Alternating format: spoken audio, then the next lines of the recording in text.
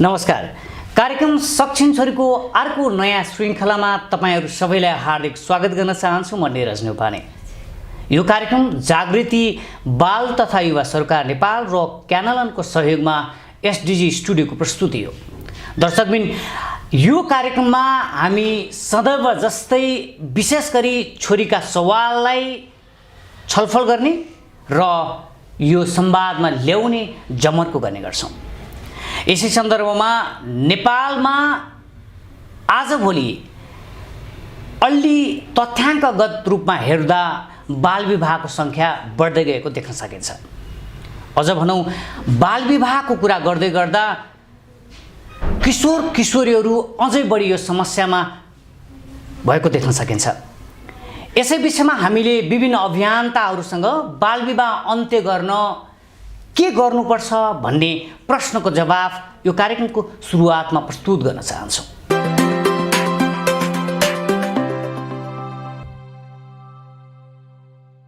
बाल विवाह चाहिँ नेपालको कन्टेक्स्टमा एकदमै प्रिभेलिङ इस्यु छ। यसको अन्त्यको लागि चाहिँ सर्वप्रथम त हामी सबैले सामाजिक रूपमा नै बाल विवाहलाई बहिष्कार गर्न जरुरी छ। नमस्ते। बाल विवाह अन्त्य गर्नु चाहिँ छोरीहरूलाई शिक्षाको जरुरत छ, अनि त्यसपछि आएर परिवारलाई चाहिँ अवेरनेस गर्नु जरुरत छ।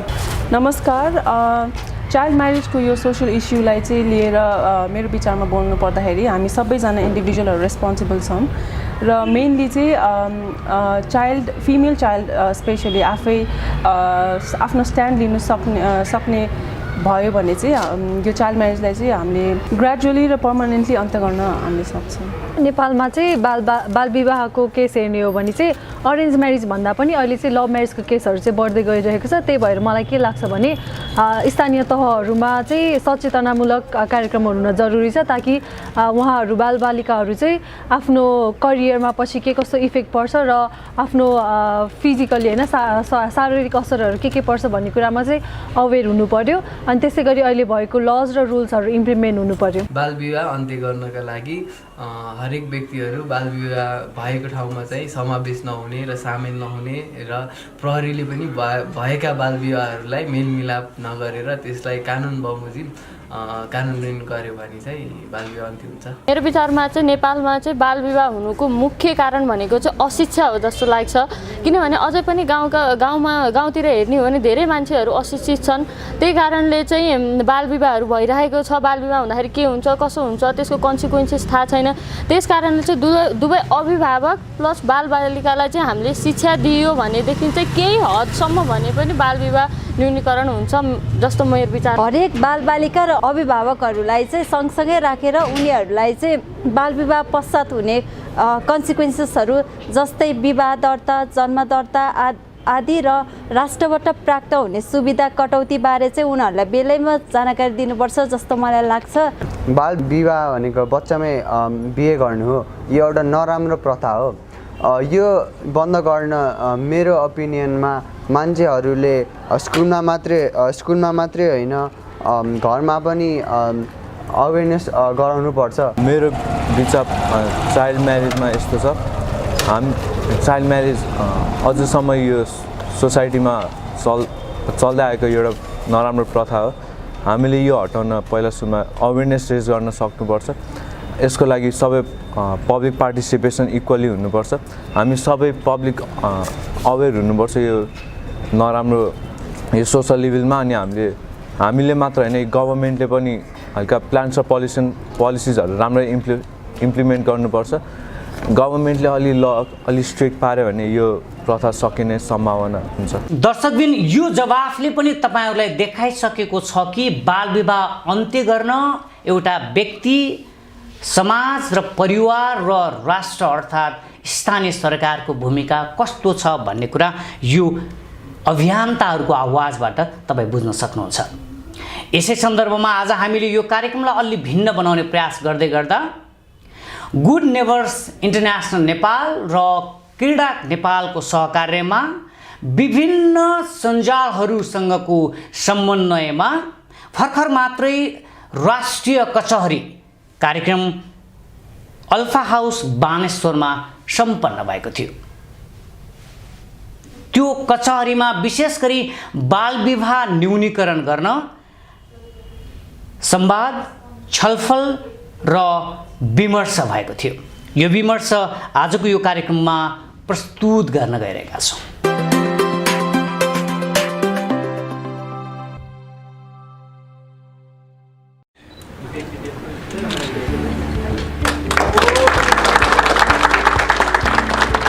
बालविवाह अन्त्य गर्न मलाई पर्ने हो, बालविवाह अन्त्य गर्न मलाई पर्ने हो, बालकमा माया बस्यो अब के गर्ने हो, अब के गर्ने हो, गर्दिन बिहेको कुरा भाषैन 20 वर्ष पुरा, के गर्ने मायामा डुबेसी, तिमी नि बस है पर्खी म पनि पर्खिन्छु तिमीलाई, बेगर्ने 20 वर्ष पुगेसी, बेगर्ने 20 वर्ष पुगेसी।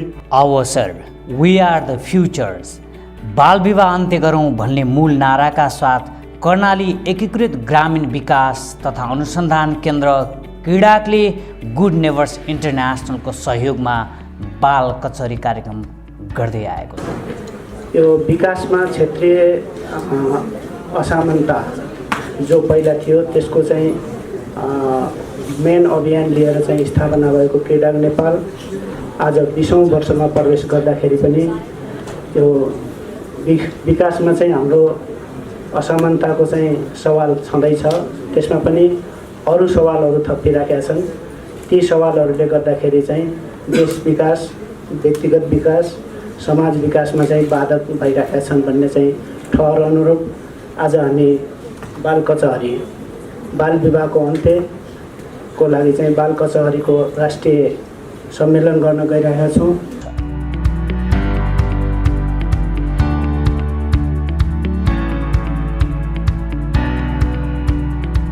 बाल कचहरी बाल बालिकाका सवाललाई बालबालिका र सरकारवालाहरूसँग सँगै बसी संवाद गर्ने र सुनवाई गर्ने एउटा थलो र स्थान हो, जहाँ बालबालिकाले आफ्ना सवाल उठाउँछन्, जानकार हुन्छन् र नीतिगत परिवर्तनका लागि सम्बन्धित सरकारवालासँग संवाद गर्छन्।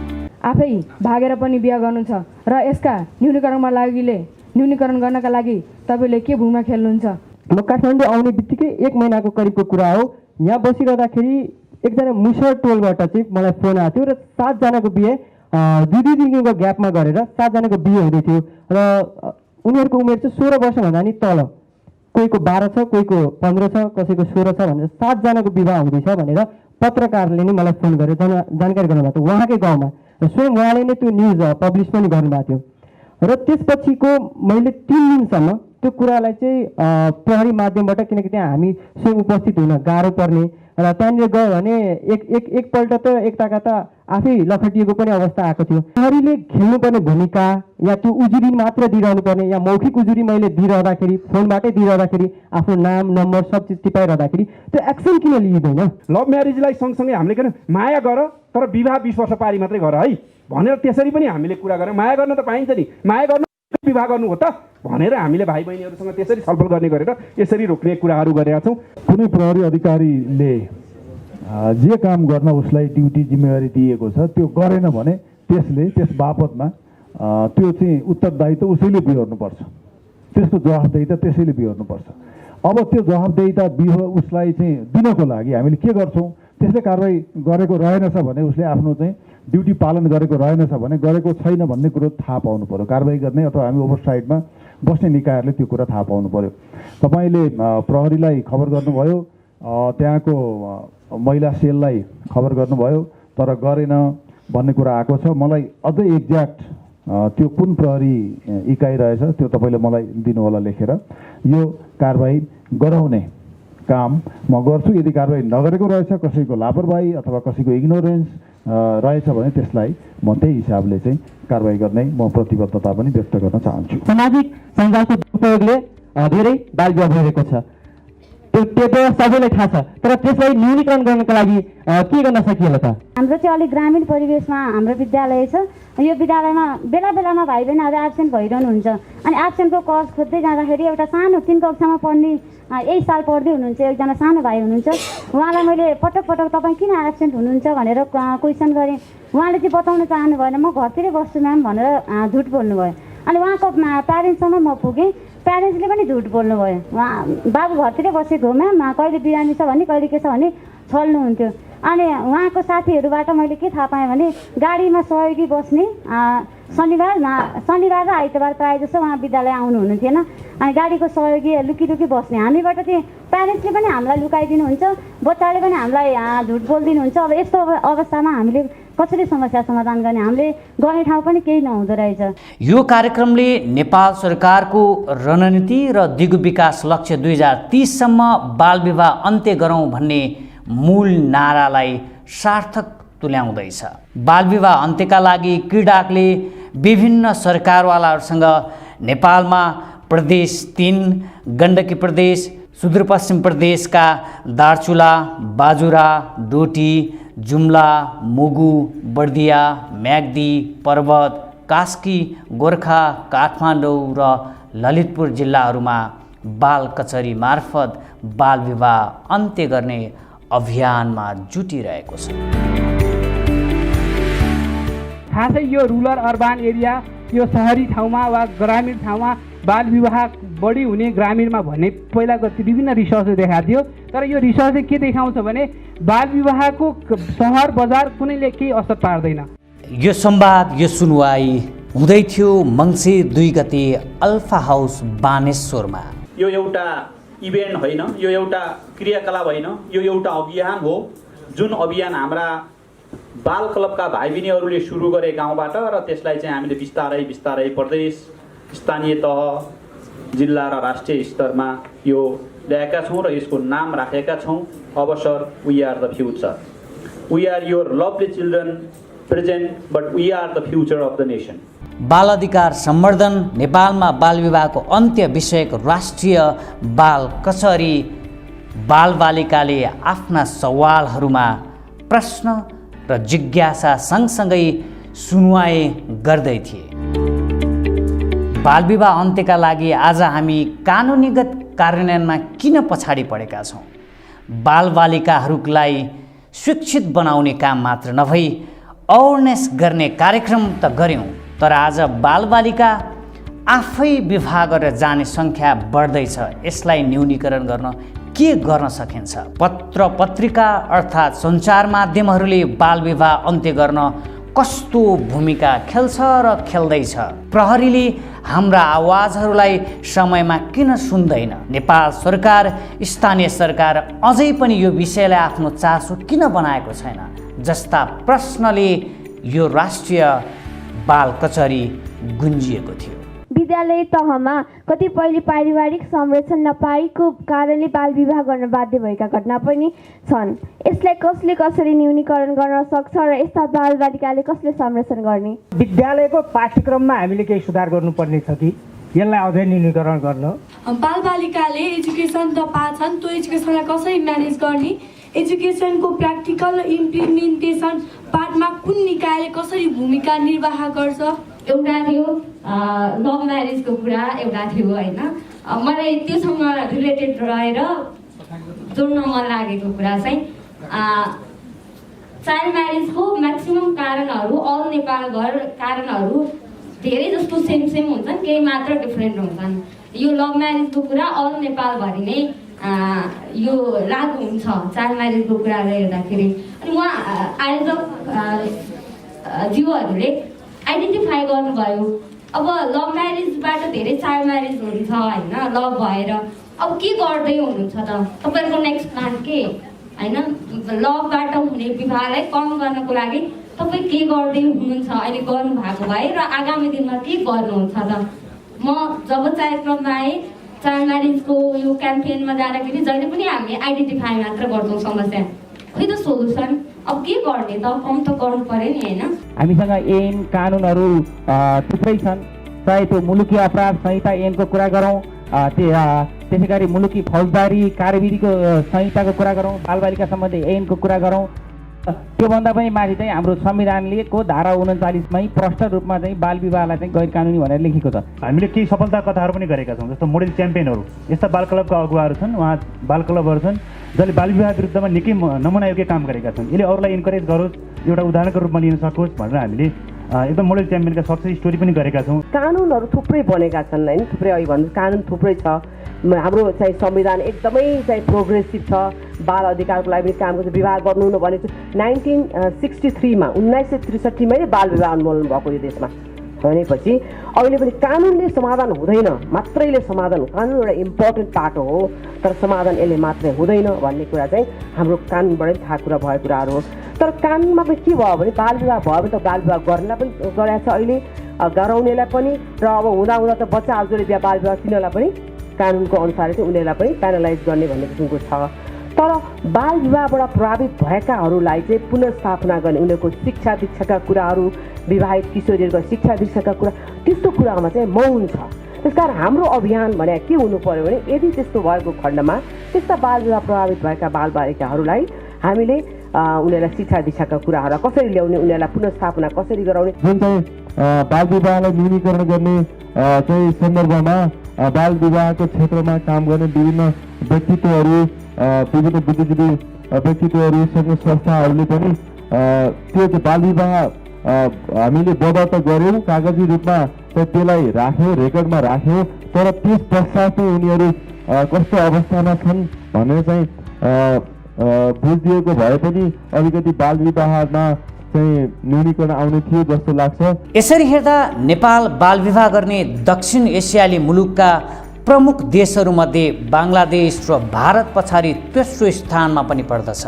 अझ भनौँ विक्रम सम्वत 2068 सालको जनगणना अनुसार नेपालमा 1,38,015 जनाको 10 वर्ष नपुग्दै विवाह भएको देखिन्छ। त्यसमध्ये 1,50,150 बालिकाहरू रहेको तथ्याङ्कले बताउँछ। कार्यक्रममा प्रमुख अतिथि माननीय उपसभामुख डाक्टर शिवमाया तुम्बा हम्फेले नेपाल सरकार बालविवाह अन्त्यका लागि सदैव प्रतिबद्ध रहेको र अन्त्य गर्ने कुरामा पनि जोड दिनुभएको थियो। अहिले हामी अर्थात् नेपालमा अहिले विभिन्न किसिमका कामहरू भइरहेको छ। अहिलेको सन्दर्भमा हामी अर्थात् हामी सङ्घीय संसद पनि आफ्नो प्रक्रिया, आफ्नो कामहरू गर्ने कामहरू गरिरहेका छौँ। अहिले भर्खरै अर्थात् हामीले 14औं अधिवेशनसम्ममा केही कानुनहरू निर्माण गरिसकेका छौँ। संविधानसँग जोडिएका, मौलिक हकसँग जोडिएका र विभिन्न ऐन कानुनहरू हामीले निर्माण गरेका छौँ। बाँकी केही हामीले अझै ऐन कानुनहरू निर्माण गर्न बाँकी छ। त्यसै गरी राष्ट्रिय योजना आयोगका योजनाहरू बालमैत्री तथा किशोर किशोरी रणनीतिक योजना बनाई बाल विवाह अन्त्य गर्नका लागि सदैव प्रतिबद्ध रहेको कुरा समेत माननीय सदस्य मिनबहादुर साईले बताउनु भएको थियो। हामीले केही समय अगाडि गएको असारबाट हामी यहाँ 14औं योजनाको समाप्तिसँगै 15औं योजनालाई हामीले कार्यान्वयनमा ल्याएका छौँ र 15औं योजनामा हामीले चाहिँ यो बालबालिका र किशोर किशोरीको सन्दर्भमा स्पष्ट ढङ्गले हाम्रो राष्ट्रिय प्राथमिकताहरू लेखेका छौँ, जसमा हामीले 3वटा उद्देश्यहरू जो बालबालिका र किशोर किशोरीको अधिकारहरूको संरक्षण, प्रवर्धन र उनीहरूलाई कसरी चाहिँ उनीहरूको वृद्धि विकासका निम्ति, संरक्षणका निम्ति सरकारले लिनुपर्ने, राज्यले अवलम्बन गर्ने पर्ने नीतिहरूका सन्दर्भमा हामीले 3वटा उद्देश्य, 8वटा रणनीति र 32वटा कार्यनीतिहरू निर्धारण गरेका छौँ। त्यस अन्तर्गत सम्बन्धित मन्त्रालयहरू वा अन्तर्गतका अरू सम्बन्धित निकायहरूले आफ्ना राष्ट्रिय कार्ययोजनाहरूको निर्माण गरेर बाल अधिकारका आधारभूत अधिकारहरूलाई संरक्षण सम्वर्धन गर्ने र सँगसँगै हाम्रो समाजमा रहेको कुरीतिको रूपमा रहेको बाल विवाहको जुन अवस्था छ त्यसलाई अन्त्य गर्ने कुराहरू हामीले हाम्रा कार्ययोजना मार्फत निर्धारण गरेका छौँ। हामीले सरकारले प्राथमिकतामा राखेका कुराहरूको सन्दर्भमा कानुनहरूको निर्माण गर्ने, कानुनहरू मार्फत बाल अधिकारहरूलाई संरक्षण र सम्वर्धन गर्ने सन्दर्भमा संरचनाहरूको निर्माण गर्ने, ती संरचनाहरूलाई बलियो बनाउने र ती संरचनाहरू मार्फत बाल अधिकारका आधारभूत कुराहरूलाई संरक्षण र प्रवर्धन गर्ने कुरामा सरकारले आवश्यक नीति, ऐन र कानुनहरूको निर्धारण गर्दै गइरहेका छ। सँगै बाल सहायताका लागि कार्यरत संस्थाहरूको सञ्जाल कन्सोर्टियम नेपालका अध्यक्ष शान्ताराम डङ्गोलले समेत सम्पूर्ण बाल सहभागितामा कार्यरत सङ्घ संस्थाहरू सदैव बाल विवाहलाई अन्त्य गर्ने कुरामा प्रतिबद्ध रहेर आफ्ना कार्यक्रम तथा नीतिहरू बनाइरहेको कुरा समेत जानकारी दिनुभएको थियो। हामीले यो विषयमा छलफल गर्दै गर्दाखेरि कन्सोर्टियम नेपाल लगायत नेपालमा बालबालिकाको क्षेत्रमा काम गर्ने संस्थाहरूको विभिन्न सञ्जालहरूको कुरा गर्दै गर्दाखेरि हामी यो विगतका दिनहरूमा पनि यस्ता अभियानहरूमा संलग्न हुँदै आएका थियौँ, सहकार्य गर्दै आएका थियौँ र हाम्रा कामहरू त्यसतर्फ चाहिँ केन्द्रित गरेर कार्यक्रमहरू गर्दै आइरहेका थियौँ र अब भविष्यका दिनमा पनि यो बाल विवाह अन्त्य लगायत नेपालमा हुने विभिन्न खालका विभेदहरू, दुराचारहरू, दुर्व्यवहारहरू र बाल संरक्षण सहभागिताको विषयलाई चाहिँ हामीले प्राथमिकताका साथ राखेर अगाडि बढ्ने हाम्रो प्रतिबद्धता पनि व्यक्त गर्न चाहन्छु। बाल अधिकारको क्षेत्रमा कार्यरत एक बाल अधिकार कर्मी तथा अभियन्ता गौरी प्रधानले सहजीकरण गर्नुभएको कार्यक्रमलाई उहाँले समेत बालविवाह अन्त्यका लागि हामी लामो समयदेखि नागरिक सङ्गठनहरू लागिरहेका छौँ र अझै पनि लाग्नुपर्ने कुरालाई जोड दिनुभएको थियो। बाल अधिकारमा पनि बाल संरक्षण अन्तर्गतका विषयवस्तुहरू छन्। बाल संरक्षण भन्न साथ बालबालिकाहरूको विरुद्ध परिलक्षित कुनै पनि शोषण, कुनै पनि असमानता, कुनै पनि विभेद, कुनै पनि दुर्व्यवहार र दुराचारहरू जुन छन् त्यसको विरुद्धमा या त्यसबाट जोगाउनको निम्ति बालबालिकाको संरक्षण भन्ने कुराहरू आउँदछ। सहजीकरणमा डिआइजी पिताम्बर अधिकारी, बाल अधिकार कर्मी इन्दु पन्त, बाल अधिकार कर्मी तिलोत्तम पौडेल, सञ्चारकर्मी दुर्गालाल केसी, बाल विवाह विरुद्ध अभियानकर्ता हिरा सिंह थापा र बाल क्लब सञ्जालका प्रतिनिधि एम बहादुर विकले समेत बाल विवाह विरुद्धको अभियानमा आफूले गरेका अनुभवहरू र उदाहरणीय कार्यहरू प्रस्तुत गर्नुभएको थियो। कार्यक्रमको अन्तमा गुड नेबर्स इन्टरनेसनलका महासचिव मिन हो चोइले समेत नेपालमा बालविवाह अन्त्य गर्न सदैव गुड नेबर्स इन्टरनेसनल सहकार्य र सहयोग गर्न तत्पर रहेको कुरा समेत जानकारी दिनुभएको थियो। यो कार्यक्रम, यो सुनवाई, यो बालविवाहको अन्त्य गर्ने यो अभियानको राष्ट्रिय कचहरीलाई समग्र सहजीकरण तथा सञ्चालन क्रीडा नेपालका कार्यकारी निर्देशक गोविन्द बहादुर शाहीले गर्नुभएको थियो।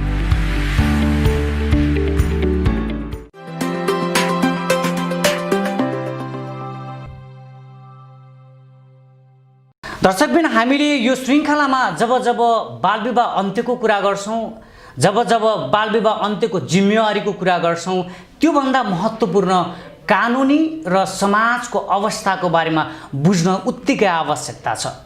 यसै सन्दर्भमा आज हामीले यो श्रृङ्खलामा एकजना त्यस्तै बाल अधिकार कर्मी मिलन धरेलसँग बालविवाह अन्त्य गर्नका लागि कानुनी र सामाजिक प्रयास कस्तो हुनुपर्छ भन्ने प्रश्नको जवाफ पनि तपाईहरु समक्ष प्रस्तुत गर्दैछौँ।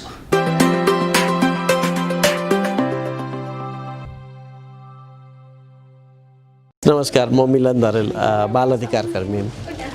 बाल विवाहको सवालमा हामीले विशेषतः यसको कानुनी पक्ष र यसको सामाजिक पक्षलाई हामीले हेर्नुपर्छ। कानुनी रूपमा हाम्रो नेपालले यसलाई क्रिमिनलाइज गरिसकेको, यसलाई अवैधानिक मानिसकेको अवस्था हो। यद्यपि त्यसको कानुनी कारबाहीको पक्षमा चाहिँ थुप्रै अन्योलता र जटिलताहरू छन्। एउटा त बालविवाह गर्नेहरू विगतमा जस्तो बाबुआमाको दबाबमा हुने बालविवाह चाहिँ घट्दै गइरहेको छ। त्यसले गर्दा पनि बाबुआमा वा परिवारका अन्य सदस्यहरूको दबाबमा हुने बालविवाहलाई जबरजस्ती विवाहको रूपमा लिएर कानुनी कारबाही अगाडि बढाउन सकिन्छ, किनभने त्यहाँ अभियुक्त पनि पहिचान हुन्छ र पीडित पनि पहिचान हुन्छ। तर उमेर नपुगी एउटा किशोर अवस्थामा विविध कारणले गर्दा आफै बालविवाहमा फस्ने बालबालिकाहरूलाई चाहिँ कसरी अपराधीकरण गर्ने भन्ने विषय चाहिँ एकदमै अन्योलता र जटिलताको विषय हो। त्यसैले हाम्रो कानुनले सम्बोधन गर्न नसकेको मूल विषय चाहिँ के हो भने यदि उमेर नपुगी बालविवाह गरेका छन् भने त्यसलाई डिक्रिमिनलाइज गर्ने, निरपराधीकरण गर्ने र सम्बन्धित बालिका र बालकलाई सुधारोन्मुख तरिकाले अगाडि बढाउनु जरुरी हुन्छ। त्यसका निम्ति उनीहरूलाई किशोरावस्था, प्रजनन स्वास्थ्य, यौन स्वास्थ्यका बारेमा अनिवार्य जानकारी र शिक्षा दिने कुराहरूको बारेमा पनि छलफल गर्नु जरुरी छ। भने जबरजस्ती विवाह हुने कुरामा चाहिँ त्यसलाई अपराधीकरण गर्ने र सजायमा ल्याउनुपर्छ। जस्तो उदाहरणको लागि अहिले तपाईँले हेर्नुभयो भने बालविवाहमा चाहिँ जति पनि व्यक्तिहरू पक्राउ परेका छन्, पक्राउ पर्ने केटा पक्षहरू छन् वा केटाहरू छन्, केटीहरूलाई पीडित मानिएको छ, चाहे त्यो स्वेच्छामा गरेको विवाह किन नहोस्।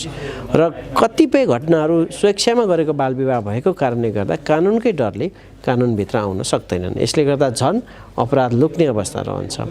तसर्थ कानुनमा यसलाई निरपराधीकरण गर्ने एउटा पक्ष समेट्न जरुरी छ भने अर्कोतर्फ चाहिँ हामीले बालविवाह, किशोर अवस्था र यौन वयस्कताको बारेमा उमेरको तय गर्नु जरुरी छ। त्यसो भयो भने मात्र हामी यसलाई सम्बोधन गर्न सक्छौँ।